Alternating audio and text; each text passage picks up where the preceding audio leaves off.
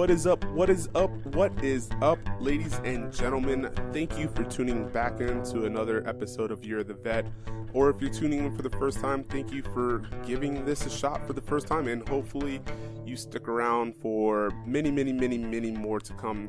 My name is Robert Graves, and I am the host of You're the Vet. I'm also the author of How to Grow a Beard, a military transition guide back into civilian life, and I'm a Marine Corps veteran. That's right. After releasing the book, I started meeting people with stories just like mine, or worse, or better, and I realized that there are more stories to transition than just my 6-year lessons learned. And I wanted to bring them on to talk about their transitions. Good, bad, ugly, pretty, whatever. Because not all transition's the same, and not all transition's easy. And not all transition is hard either, as you'll find out in a conversation that we're about to have with Cornelius Maxwell. Before I get into who is on the show today, I want to ask you to make sure that you're using your thumbs right now to get over to the platform that you're listening to this on. Make sure you subscribe, like, comment, and share from there as well. We can't help vets unless we take the actions to help vets. And if that action is just share now, then that is the part you've played. And it just takes that one person to reach that one person that saves that one life. Today we have Cornelius Maxwell, or as I think he should be known now as Preacher. And not because you're going to find him in the pulpit or on the corner evangelizing or anything. Actually, I'm going to save that story for when you hear it because it's an amazing story. Cornelius comes on today to talk about his own transition. But not only his own transition, he comes on to talk about a theory that he has about veteran transition. He comes on to talk about PTSD.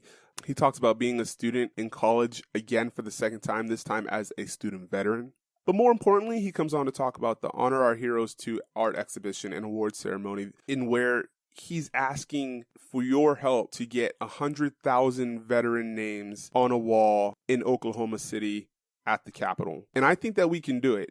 All it takes is for you to share this with one person. And I think it can happen because I'm optimistic. And you're a warrior and a hero. What I love about this conversation is Cornelius's humility and his connection with the real world of today.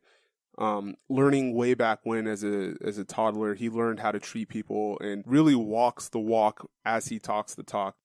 This 3-tour veteran comes on and teaches us that knowledge is power through his own story, embracing the too easy mindset that has been instilled in him from the Army. He wants people to understand that just because he's a doer, it's not cockiness, it's confidence that allows him to be the individual he is today, that leads from the front with nothing but compassion through relatability. I'm going to ask you right now to get on over to Lorna Renee's Facebook. Visit the show notes to see the websites. But if you can't get to the show notes right now, it's www.lornarenee, that's LORNARENE, fineart.com, or search Lorna Renee on Facebook, Lorna Renee Art. And if you want to be a part of this memorial that's going to honor 100,000 plus veterans, shoot on over to these pages and share the veteran's name, rank, date of service, and the branch. And that's all you need to share.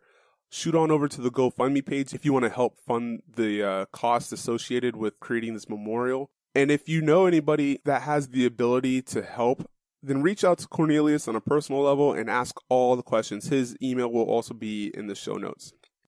There's a lot of genuine talk in this conversation, and I hope that you're able to feel the sincerity and the just good vibes and energy that I know we're coming from the other side of the microphone. So let's move on into our conversation with Cornelius Preacher Maxwell. All right, You're the Vet family. I want to introduce you to a friend of mine that I had the pleasure of meeting over the summer at UCLA's business school, the EBV, Entrepreneurship Bootcamp for Veterans. This man is an Army veteran. He is just a kind soul, a philanthropist, an entrepreneur himself. And he's coming on the show today to really represent himself, but more importantly, he wants to talk about Honor Our Heroes 2, an art exhibition and award ceremony.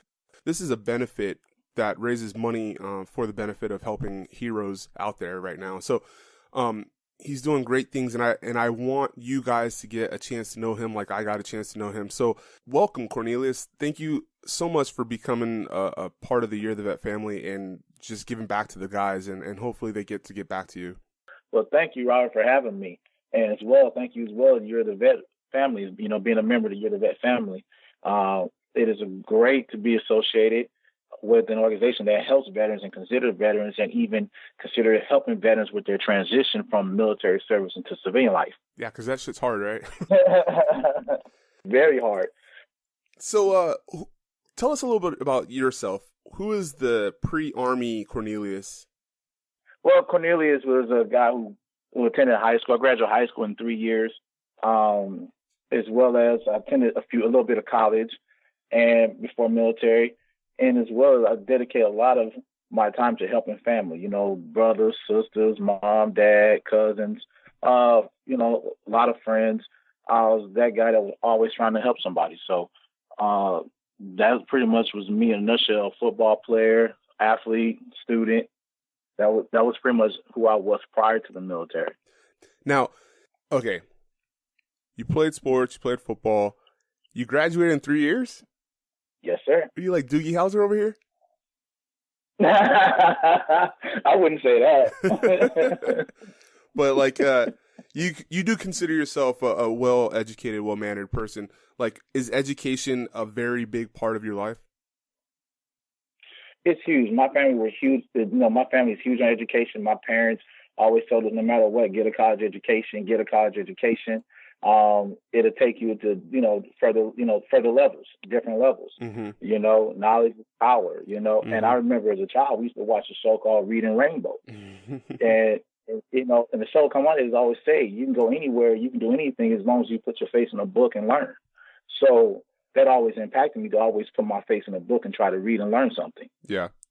And what's the biggest lesson that you've learned from reading in your youth that translates well into your adulthood?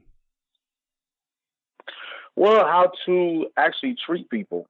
From reading, you can learn different books as far as how to understand people, how to treat them, how to understand their way of thinking. And also, it's huge as far as that, because I've been reading this book called The 21 Irrefutable Laws The 21 Irrefutable Laws of Leadership by John Maxwell. Yeah. And he states that one is too small of a number to achieve greatness. So, and when you think about phrases like that, one is too small of a number to achieve greatness. In other words, you can't do anything alone. So you have to learn how to interact with people. You got to learn how to communicate with people, and you got to know how to work with people. And so in reading, you learn these things, as far as, and he talks about these different laws and how to, be a leader instead of someone who's power hungry, and to use servant leadership to inspire people towards a cause that is greater than oneself.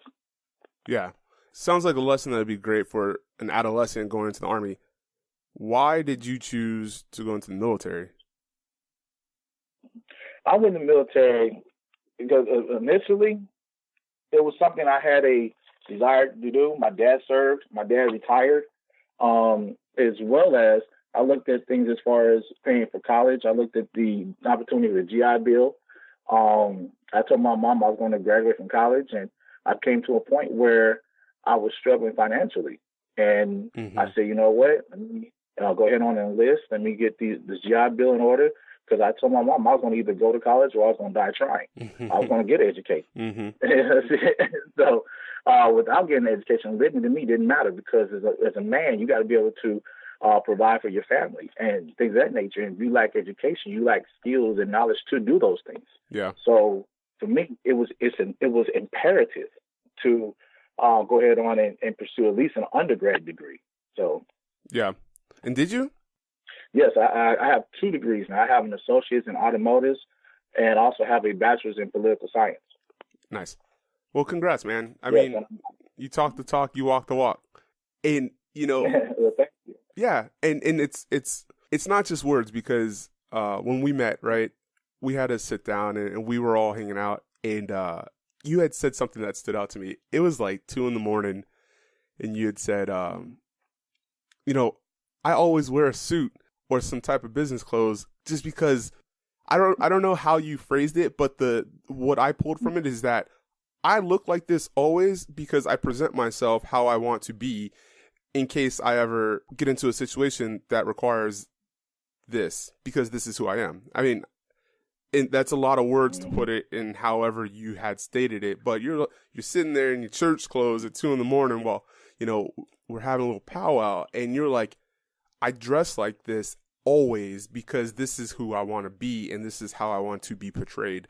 And that was powerful to me. And I had already had a lot of respect for who you were, but that created a foundation of, okay, man, this guy, I'm talking to real deal Holyfield right now. Because my mom had said something to me for many years. When you walk out this door, you're a reflection of this household. And that was really cool, man. But that's who you are. And that's why you're loved by many and respected by many. So, you joined the Army. Why the Army? Why not the Marine Corps, man? Well, the Army is a family tradition. Okay. So my father served in the Army. My uncle served in the Army. Gotcha. My grandfather served in the Army. So I have a lot of relatives. I have cousins that served in the Army. The Army has been our family industry because, like I say, we come from the roots. My brother's in the Army. Yeah. He's still serving in the reserves. Yeah. So for us, the Army is for us. Army is our thing. That's great. Well, I can't shit on that at all. No, that's good. So what did you do while you're in? Well, I was in my MOS, or my job title, was a signal support system specialist. As far as that, my job was pretty much to maintain radios and computer networking and things of that nature. So it was more of a communication side of things. But like I said, in the service, you always got multiple jobs. You never just do one thing. That's right. So I'd had lots of titles, but that was my primary job. But there was times I served on QRF, which is your quick readiness, or quick reaction force. I served on PSD teams, which is your personal security detail. Things of that nature. I served as a sergeant of the guard while deployed, where I was in charge of base security and things of that nature. So I had lots of job titles. I was even involved in funeral detail, where we traveled from state to state doing funeral details, and that was my duty, was just doing funerals, military funerals. So it was a lot of service involved and things of that nature. I did a lot of different job titles on that level. So with all the things all those billets that you had, that means that people knew you and that you were on people's radar. What's the key quality, or what's the secret of being on people's good side, or even getting into all those roles, right? How did you get recruited for funeral detail after being a signal support system specialist? You get what I'm saying? Mm-hmm. Well, a lot of times, let's say, for instance, when I got on PSD team, I just came fresh from AIT. Okay. And I came in I was already the platoon guide in training, so I already had developed some leadership training. Even in basic training, I was a squad leader in basic training. Yeah. So for some reason I was in a leadership role. It was like some reason the drill sergeant look at me and say, you know what, you need to be a leader. There's something about you. Mm-hmm. And so they would put me in a leadership position and say, hey, this is the role. This is what you need to do. Yeah. Now go do it. Yeah. And then I'll just go do it to my ability. And a lot of times they saw that I would put a genuine effort into it. So even if I made mistakes compared to my other buddies, they seen the fact that I was making a genuine effort. They, sometimes they'll just say, we'll let that mistake ride, or, we won't come so hard on him because we understand he's making a genuine effort. Yeah. So I'm not saying that I didn't make mistakes, because like I say, everyone makes mistakes. Yeah. So, but a lot of times some of the mistakes I did make were, looked at because they understand this guy is genuinely making effort. So we're still, we might fuss at him, but we're not going to make him do 2,000 push-ups. Yeah, so. Of course. Yeah. Mm-hmm. That's a good thing because, that was similar to me, man. I can't, let's say I had a much easier time in the military than I should have had, but that's due to who I was and how I made people feel about themselves, So I get that. Mm-hmm. In your whole career, well, how long did you stay in? I served 7 years active and then 1 year in the reserves. Okay. Now, what was the mentality of okay, it's time to leave, it's time to move on with my life? Well, in my case, I served 3 tours in Iraq, and with that being said, all 3 of them OIF, and it really became an issue for my family. My mother had to see me go 3 times, and my little brother deployed as well. So for her, she's seen her son deploy 4 times, and that becomes real stressful on the family and your friends, and they're concerned about your life and your safety and your mental health. Yeah. And a lot of them were saying, a lot of times they would see me and they say, well, we think it's about time. You're not too long. You're doing all these deployments, and you're not. And it's like, we're concerned about you. We understand that you're serving your country. We understand that you want to go to school and earn your way and things like that. But there's a less riskier way of doing things. Yeah. And they say you don't have to always take that ultimate risk. And then two, I just got to the point where I just felt where I wanted to focus more on school, and instead of more service, I got to the point where let me focus on getting educated now, and all of that added together, just the serve the time I had been in, I felt I served my country. I almost served 10 years. Yeah. So I felt like I've contributed. Yeah. Mm-hmm. Now, let me ask this one question before I move forward. Right, 3 tours in Iraq. Mm-hmm. Did you feel that you were taking a chance and your luck was running out? And in the Army, we're serving year-long tours. And like I said, that is stressful, knowing that they're seeing what's going on the news and in things of that nature. And even with the fact that, well, my experiences in combat might have been a little different than others, because the simple fact is in my case, I was raised in church. And so I would pray a lot. And when I got into dangerous situations, I would see them happening. Like literally, I would have visions before they would actually happen. And so I felt that because I was able to foresee danger before danger happened, I felt that it was God's way of telling me that you're safe. I'm protecting you because I'm letting you see the danger before the danger really happens. Yeah. And I would actually see the danger in my head in detail before it happened. Then it's boom, there it is. So in that nature, I just felt like it was just my time. You just get to the point where you just say, I've done my time and just trying to move on. Did you share that?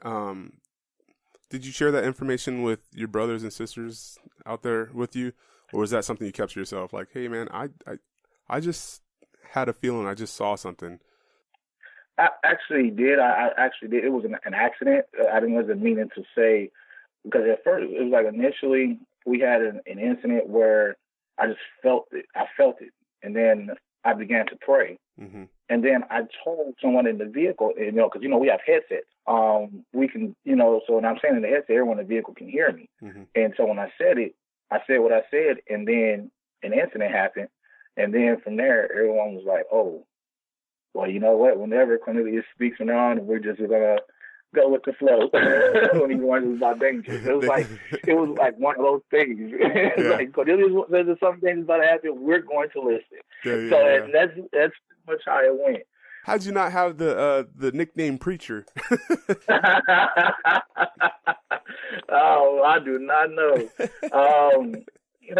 When you hear that, it was an experience, and it was my first time experiencing something like that, as far as being able to see, an incident in my head and then see it happen in life, like literally like right before it happened. Yeah. So, it was an experience. And that's how I see it. It's an experience, and in every story, eventually there has to be time where you move on to another phase, another phase in life. Yeah. You hear stories about great warriors. They served in combat, and then a lot of times they move on to different phases, in life. When you look at guys like Julius Caesar, he was known as a great warrior in combat, but then he later on served in the Roman government and things of that nature. So, and that's how I felt. It was, I served my time. I served in combat, and it's and now it's time to become next. Caesar. Mm-hmm. Yeah. So you had made the decision. It's time to go. How did you start that process? Okay, well, I started, researching and talking to people. You always got to research. You never make a decision without, doing research. If That's one thing I've learned throughout life is do not just make a decision like, oh, well, that seemed like a good decision. Let me just do it. Because a lot of times that's how you set yourself up for failure. Yeah. Honestly. So I researched, I went online and I talked to the VA they had on campus, and I went to the resume groups, and I talked to people that were getting ready to retire, and I talked to people that I knew that already got out, and I started researching their experiences and things that they went through as well on my way out the door as I was transitioning. Yeah. What was some of the best guidance you got on the way out that helped you the most? A lot of that helped me the most, a lot of times they told me were to just make your plan and follow through on your plan. And so that was my idea and my plan was to go to school. So I went on ahead, I made sure at all costs that I made sure I had my schooling intact. By the time I actually ETS out the military, I already had my classes scheduled, and my ETS date was around May. And I took terminal leave, which was 60 days prior. So let's say within that 60 days, I already been accepted in the school, and by the time April hit, between May, I already had a class schedule already. I had seen the counselor, I had my class schedule, I had all my GI Bill in order, my school was paid for, and all that before May, before I was completely all the way out. And so by the time I started school in August, it was I just had to show up, classes were paid for, had all my books, I'm ready to learn. Now, did you go into the service at 17 or 18? No, I went in, I was like 22, I believe, when I went in. So you're still in your 20s when you get out. You're 29. You're about to turn dirty 30. You had some college credits already under your belt before you went in. And you're getting out as a 30-year-old transitioning veteran into the student life. What was that like for you? It was definitely an experience, because first I became the old head in class, that was weird. The old guy, because like I say, I had a couple years of college under my belt, so that put me as I say between a late freshman, early sophomore in credits wise. Okay. And so, in doing so, I'm in classes now with 19-year-olds, and like I said, I just turned 30 when classes started. So I'm 30, and these guys are 19. So that's a huge gap, 10, 11-year gap between us in age. Yeah. And so, and then two, I had combat experience under my belt, and I've been able to follow great leaders, and I also became a leader. I took leadership courses and served in leadership roles even in combat. And I got so used to talking to people that were older than me, because I spent a lot of my time learning from people older than me. So now it was weird because the role was reversed. Yeah. I'm the older guy now, and these younger guys and ladies were coming to talk to me saying, well, we need some more advice. You have a lot more life experience, so now we want to hear what you have to say. Yeah. Compared to me being the young guy. And I'm coming to someone older saying, I want to hear what you have to say. The role is reversed now. Now I'm the older guy. Yeah. So I accepted it well because, like I had the leadership experience in the military, but I wasn't expecting it right off the bat.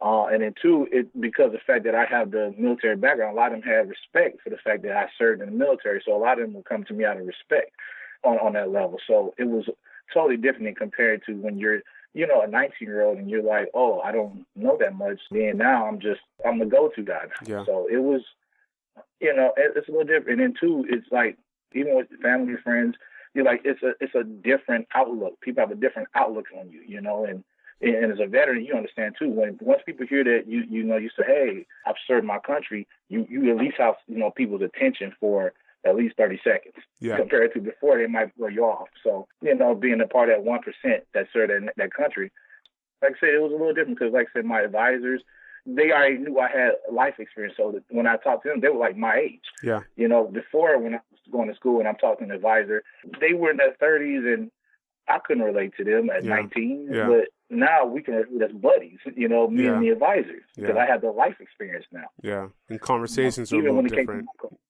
Exactly. Yeah. And when it came to even my curriculum and having things organized in order, even when I registered for my classes, I would come with a degree plan.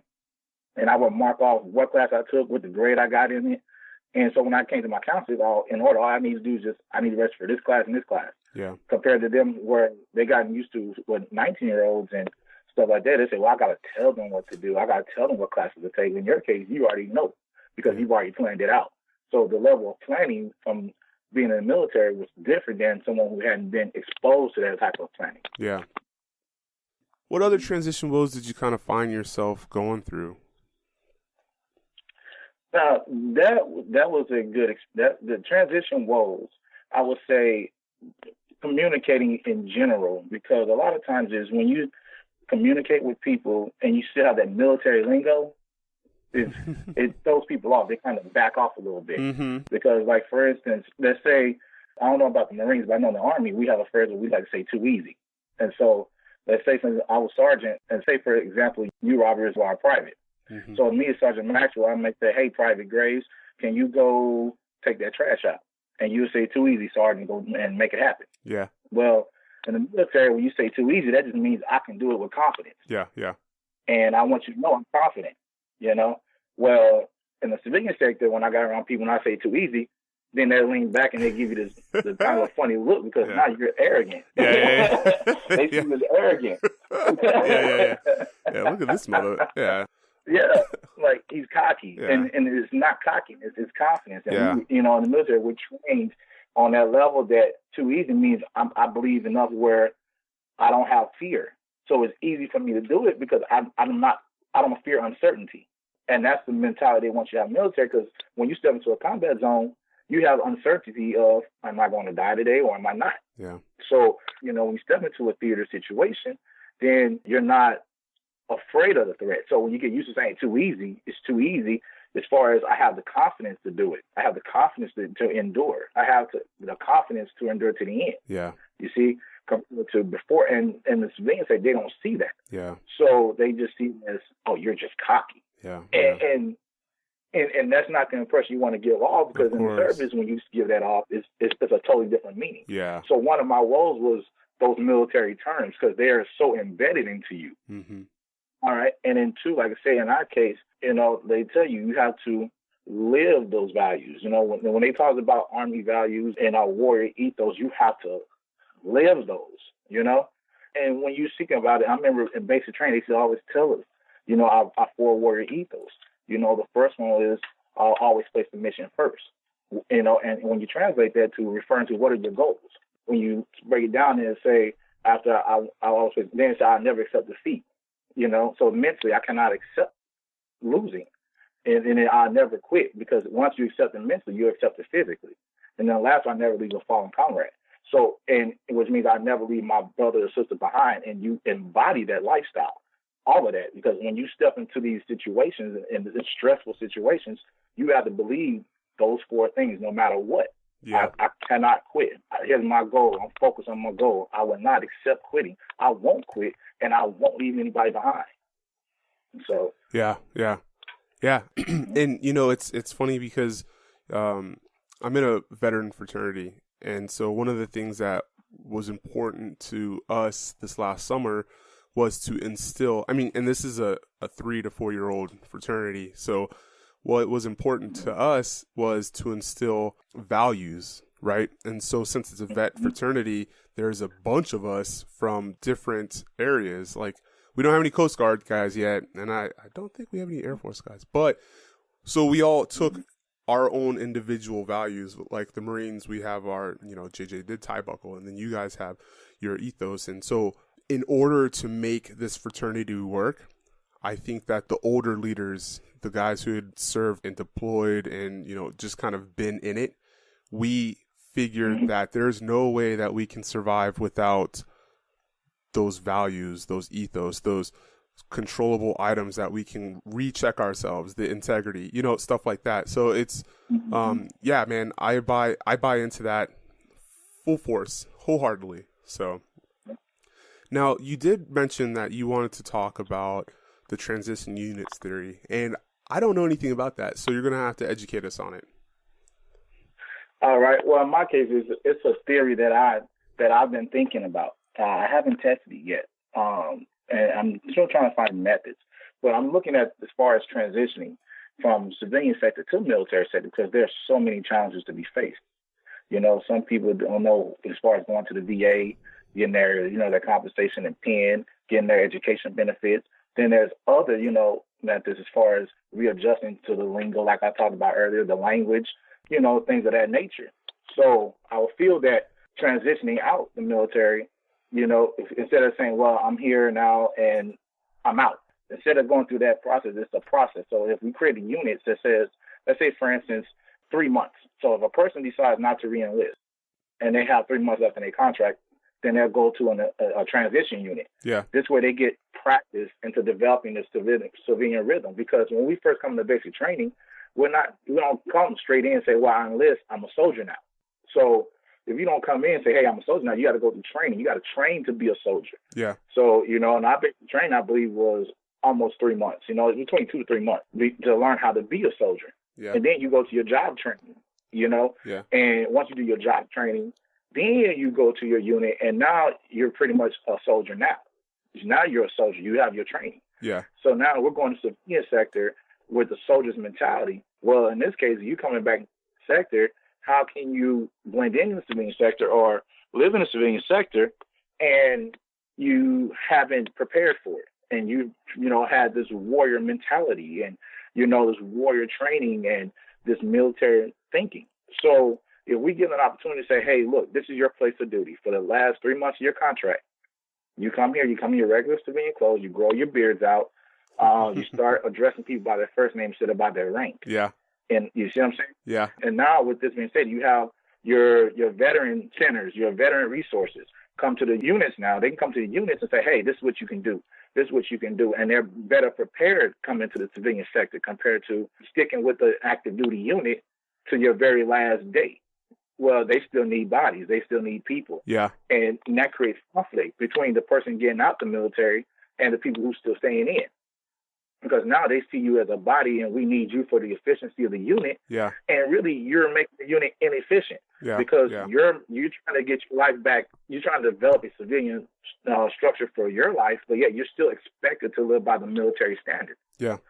You see what I'm saying? Absolutely. And when we come back, when we go into basic training and we go to our job title trainings and stuff of that nature, we are segregated from civilian sector. When I went to basic training, we didn't have phones. We made a phone call when we got there and a phone call after we graduated. Yeah, right. Yeah, I definitely remember that.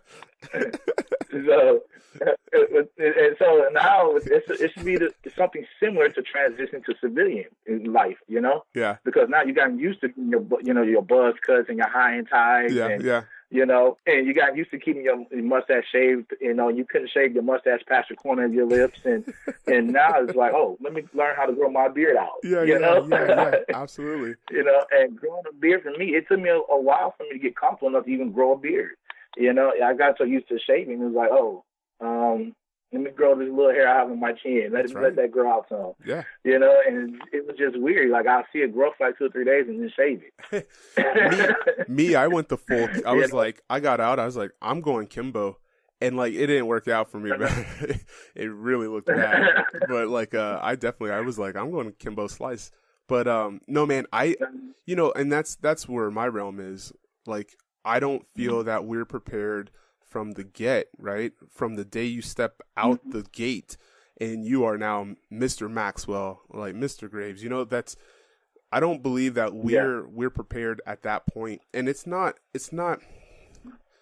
I'm learning to say that, I don't know, man, like, cause we really immediately go to, man, the TAPS and TAMP class, that's bullshit. And, it's not good enough. And, it could be better, which yes, it could absolutely 1,000% be better. And I think that, your theory, the transition unit is more like where I see it needs to be, give that time frame, cause a week's nothing. A week you're sitting there and, you guys don't have In-N-Out there. You guys, 5 guys, Whataburger, right? And so I was thinking about the equivalent to that. I'm sitting here like, man, I can't wait to get a double, from In-N-Out. For a week, I'm sitting there, man, I can't wait. And that's not where you want the transitioning person to be in the mindset when you're trying to teach them all the stuff that they need to hear, to be successful on the outside. So yeah, man, like I have a lot of good feelings about that. And if you ever are looking to get, a team behind you or, people on board with you, I'm definitely right in that realm and will pitch in as much as can. So, but that leads great. Yeah, no problem. But that also leads into, during those months of getting used to being not in the military anymore, I think those are also the months that maybe we should send our guys that are dealing with the early symptoms of PTSD to counseling. And that's something that is really near and dear to your heart too. You want to talk a little bit about that?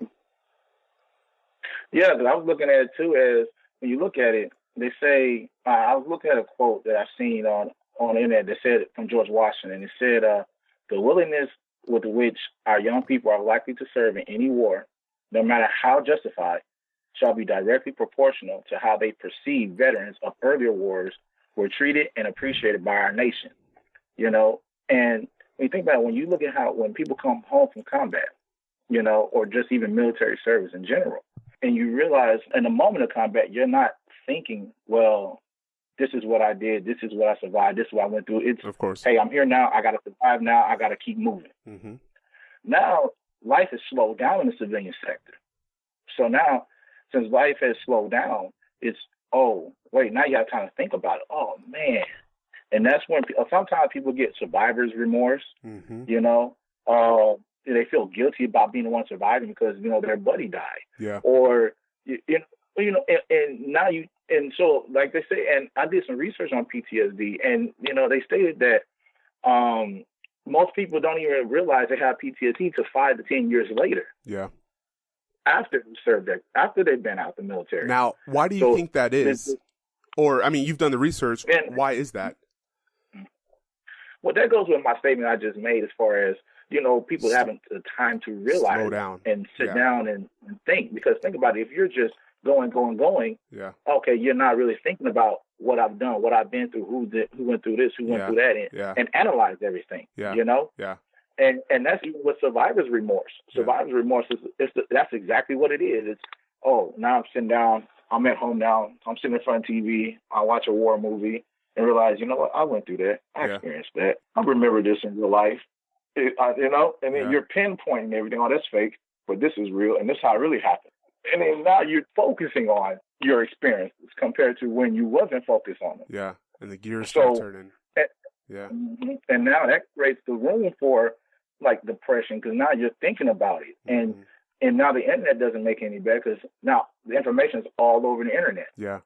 So it's funny because I interviewed a veteran service officer that works at CalVet, and he helps individuals go through their paperwork and get what they rate, whether it be education or health benefits, whatnot. But he had mentioned that when Don't Ask, Don't Tell repeal went through, he said that his office was flooded with vets that went through something similar. That was like, oh man, like I hadn't gone through any of this stuff until all this LGBTQ stuff got into the news about veterans, and I hadn't thought about this since the 70s, and and they started coming out the woodworks. Like I can't tell you all the horror stories that I'd experienced, or I'd been blanket partied because they found out that I had a boyfriend or something like that, and I was like, man, that's incredible. Like these people have been holding on, and not even holding on though, right? Like they'd been repressed, right? They'd repress those memories until 30 years later when it's in the media again and all that shit's coming back up, right? And that's what you're talking about. You're sitting there like, oh, now that I've become established, maybe I'm a father or a husband, or now I own my company. I don't know, whatever it is you're doing out there. Sometime down the line when all the hustle and bustle is kind of slowed down, and you get all that stuff out your youth, and you go, whatever it is you do, things slow down and then they come right back up. They're called triggers, right? When that trigger happens, you're like, oh man, what is that? Yeah, man. Yeah. And like I say, and then when you look at it, I mean, think about it. And then too, as a nation, we look at how we're failing our veterans, because we don't know statistically it's shown that 22 veterans commit suicide a day. You know, and you look at it, I mean, I did the math, 22 veterans a day times 365 days in a year. That's over 8,000 veterans a year that are committing suicide. You know, that's a lot of people that say, hey, I served my country, and I now that I have the time to sit back and relax, well, now I'm going to kill myself. Yeah. You see what I mean? Yeah. And that's hard to do, especially look at the family, because now the family got to watch that depression. That's right. And your friends, the people, that your loved ones got to watch you go through that depression. So not only you're affecting them, but you're affecting your family too. So now that's over 8,000 families affected due to depression. And you know, when a person kills himself, that doesn't just affect them. Think about it. Each person has a mother and a father. So with everything, but that's two people right there. That doesn't include, you know, if you have a family, you know, of your own and things of that nature. Just in general, every person has a mother and father. It takes a mother and father to be born naturally. So with that being stated, then that's 24,000 people being affected. You see what I'm saying? Yeah, absolutely. And big every year. And there's another 24,000, you know, and then the next year, another 24,000 people are affected by it, you know? Yeah. And in the military, we're taught to be high speed, and you can't admit to those things in the military. You know, you go to a combat experience, and then you get flagged for mental health, where you get flagged for. You say, oh, man, I'm struggling. I don't want to deal with it. Well, now you get flagged because they don't want to trust you to weapon. You know, so you can't come out with it in the military and say, well, you know what, these things are bothering me. So I think with the transition unit, that gives them the time to say, well, you know what, you don't need me for a weapon anymore because I'm transitioning out. Well, I've been having these problems, and we can attack the PTSD early on instead of, and we get them time to realize it, because now you get those 3 months time to think and sit and live like a civilian while they're still in service. Yeah. So they can still get the help. They're still in service. Now, let me ask this. Are you, and this is personal, right? But, you know, this is a podcast that gets personal. So have you experienced PTSD or symptoms of PTSD that you know of? I personally say, yeah, I have personally. When I sit back and just certain situations make me, you know, it triggers. And at first I didn't even realize until my own friends and family told me, where, you know, if I'm in a crowded area and I'm constantly scanning, you know, I'm scanning through windows, I'm scanning and see people's hands and their body movements and things of that nature. And they're like, hey, man, you're coming off aggressive to people because you're constantly looking around and looking, you know. And for us, that just becomes second nature. You know, it's just like we train year in, year out to do this. Yeah. And then now, especially when you're combat, and in our role where we're looking for roadside bombs, and when you go to a building, you got to scan and see antennas and wires, and because if you do see them, now you got to approach them with caution because it might be a bomb. Yeah. You know, where in the civilian sector, there's no bombs. People are not trying to blow you up, but it's been embedded. Think about it. I served 8 years. In 8 years, that's almost 10 years. And that's almost 10 years worth of training my mind to scan for that kind of stuff. Yep. You see what I'm saying? So now when I come out in the civilian sector, now people look at you like, oh, I don't know. Let me put a visual reference onto this because I just brought this up yesterday, and let me get your thoughts on what you think about this, okay? So did you watch the Conor McGregor-Mayweather fight? Yeah, I watched it. Okay. Now, I only saw highlights. However, the highlights I saw were round 9 and 10, and Mayweather would wrap up, and McGregor would start hammer fisting him, right? So when I'm talking to other people who aren't really understanding muscle memory, right, I was like, that guy has been training like that for decades. That's what he knows how to do. If somebody wraps him up, he's going to hammer fit. That's muscle memory. That's how he's been training. It's hard to untrain that, right? And that's a visual reference of what you're talking to, because it's hard to untrain the vigilance. It's hard to untrain the attention to detail and like the need to I don't want to say be an alpha, but the need to show presence, right? It's hard to untrain that. Mm-hmm. And it's not that you're doing it on purpose. It's a trained asset in who you are as a soldier, right? So, you know, it was interesting that I had that conversation yesterday. Yeah. But then the same token is there's still, because you're trained, there's still this part to you that you know, and some people are just better at, I would say better, but have a way of handling situations or thought processes differently than others. You see what I'm saying?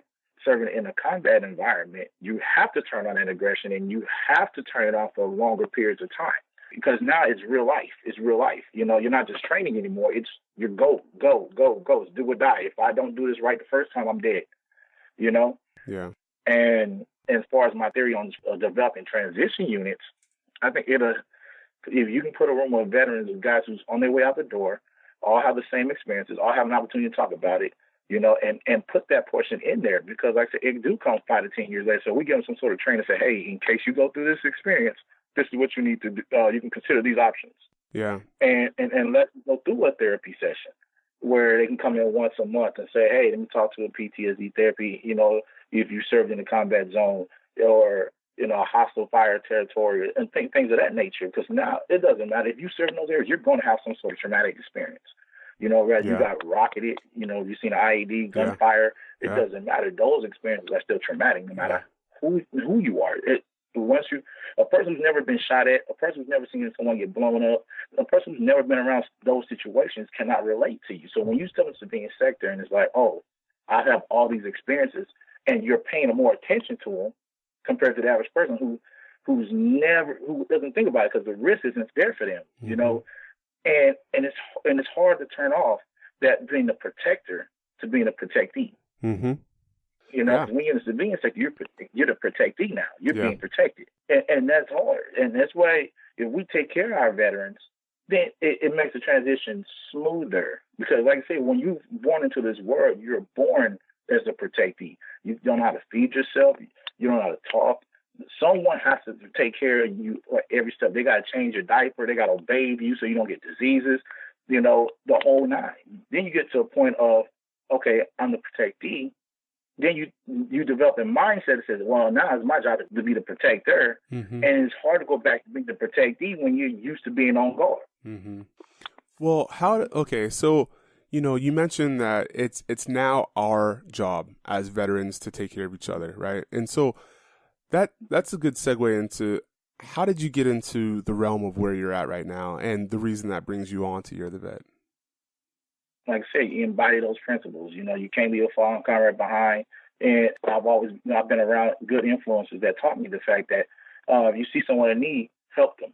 And this is where I'm at because I'm seeing the need. Like I say, that's 8,000 people a year commit suicide who came from being a protector and they can't handle being the protectee. Things, a situation in life is putting them to this level.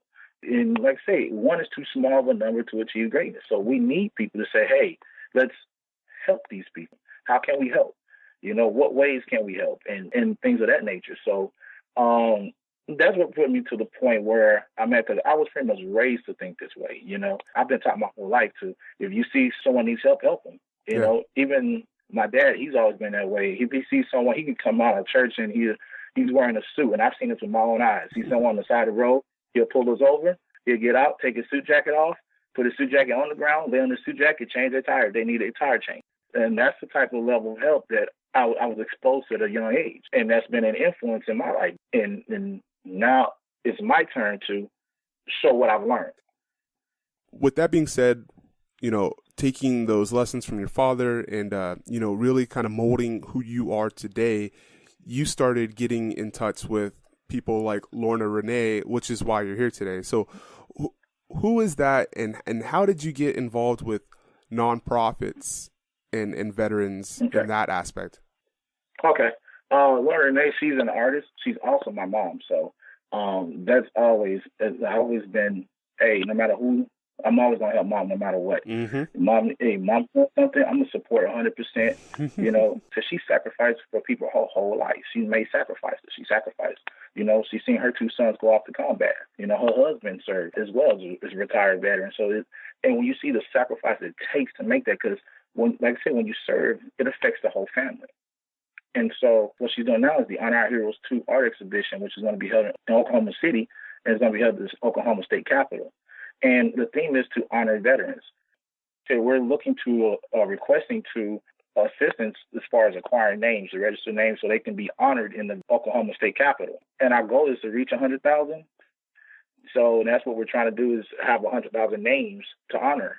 And of course, you know, her artwork is going to be displaying those things or depict her experiences, even as a mother and as a wife.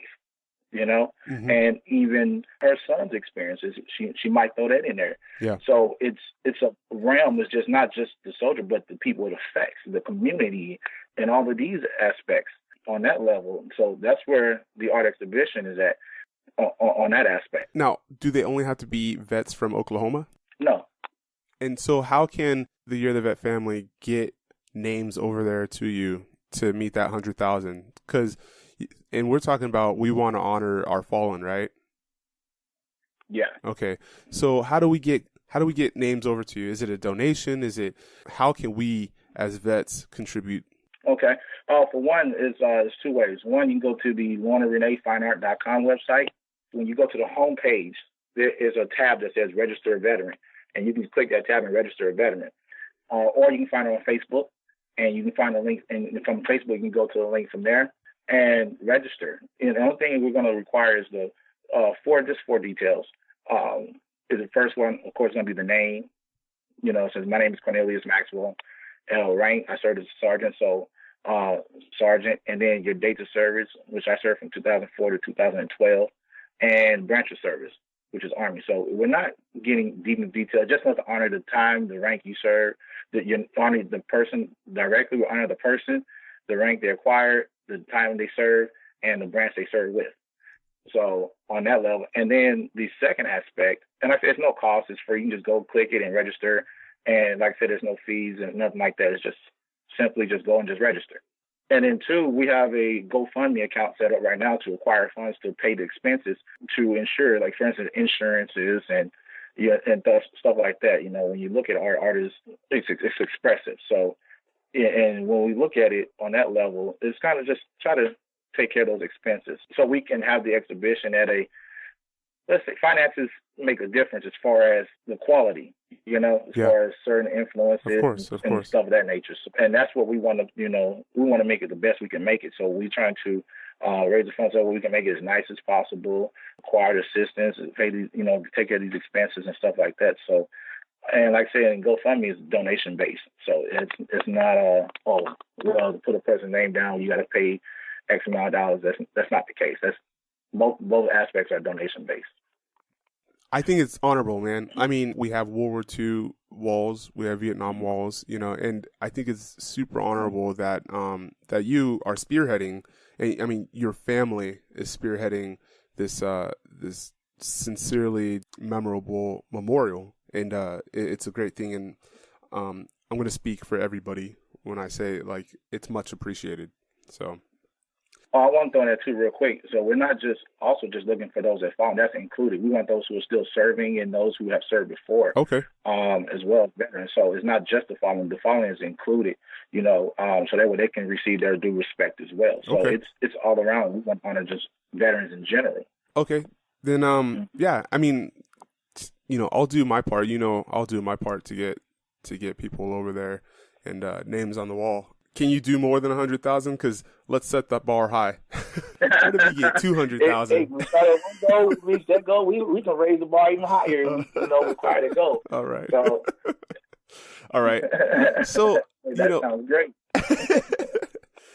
So let's talk about two more things before we wrap this up, and one of them is now looking back. Right? How long you been out?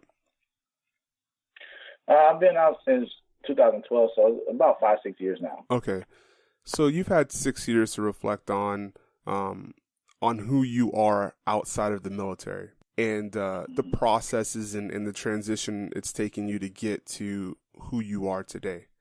What advice do you have to those leaving the military right now? First off, I would tell them to develop a support system, create a support system.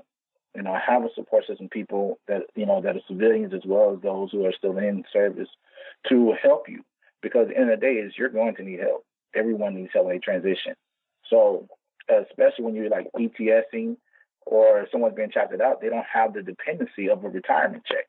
Mm-hmm. So now you have to go, and a lot of times I've realized in the civilian sector is people are generous and people will help you as long as you say something. Yeah.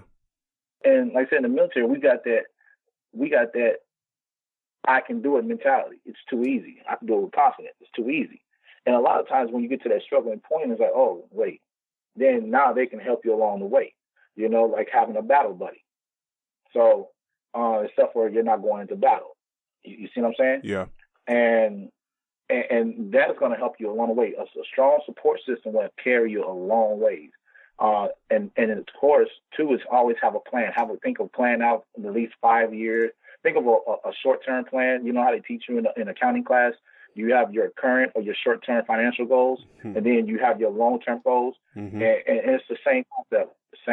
Have a short-term plan. What are you going to do with this week? What are you going to do next week? What are you going to do next month? What are you going to do 3 years from now? What are you going to do for 5 years from now? What are you going to do 10 years from now? Yeah. And have people that are connected enough to help you and to introduce yourself to people who have the influences to help you. Even if they don't help you financially, they may have the knowledge to steer you in the right direction so that way you can handle your business. So, because to say, I cannot tell a person how to get out the military as far as a plan, because everyone is different.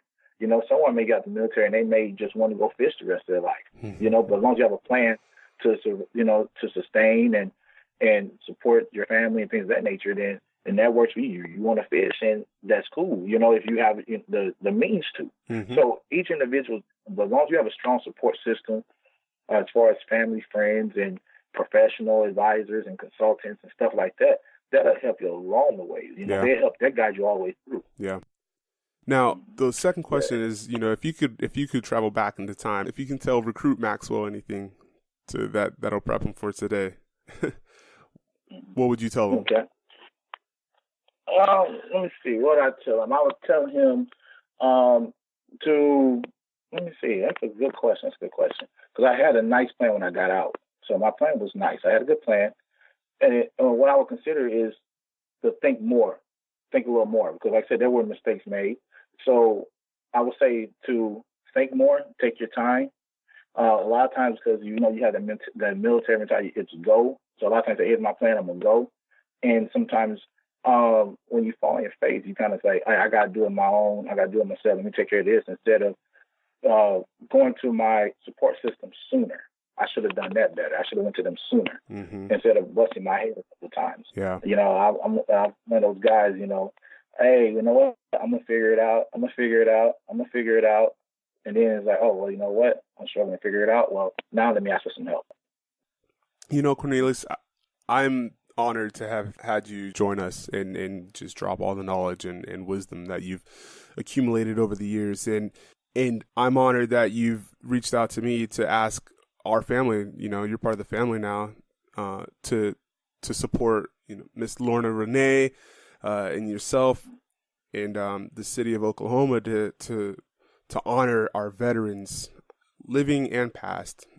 So I'm honored, man, and I will do what I can to help the event and the exhibition and the award ceremony. And I thank you again for coming on and sharing your knowledge, brother, because, knowledge is power, like you said earlier. So great. Well, thank you. And I'm grateful that you have me on your show and a part of the Year of the Vet family. I appreciate the things you guys are doing as well, as far as, helping veterans transition, that is huge. That takes sacrifice, that takes commitment, that takes embodiment to even being the soldier, transition from being a soldier, but yet still helping other soldiers, even though, you can say, well, that's your problem, but instead you're saying that's your problem and say, hey, how can I help you? Exactly. So I appreciate, you as well in the Year of the Vet. As an organization for just the thought process, the process and the concept behind your vision.